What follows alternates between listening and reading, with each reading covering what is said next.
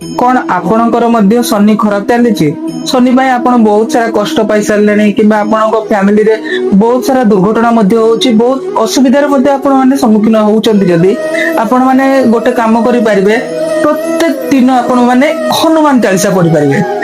जिते बेले रावण शनि को लेकिन निज पाद तले रखिथिला एवं जिते हनुमान लंका आसीथिले सेतेबेले से शनिदेव को मुक्ति करथिले से बंदीरु एवं बाहर करथिले से दिन शनिदेव कहिथिले कि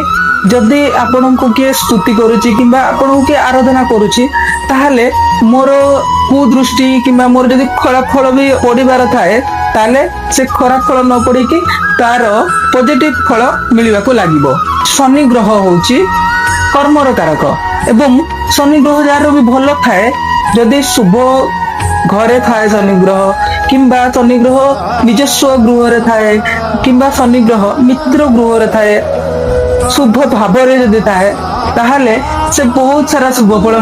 प्रदान करथाए एवं शनि बहुत सारा कर्म देई थाए कार्य करिया पई एवं सठिक मार्ग रे मध्य से कर्म कराई थाए। जदि आपणकर मध्य शनि खराब चलती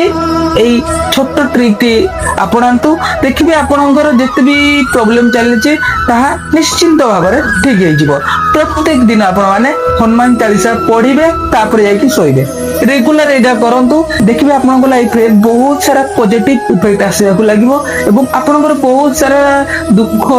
कष्ट बहुत सारा दूर हो जिवो। आशा करूची आपण माने ए छोट उपायटी करिवे। रहुचे नमस्कार जय जगन्नाथ।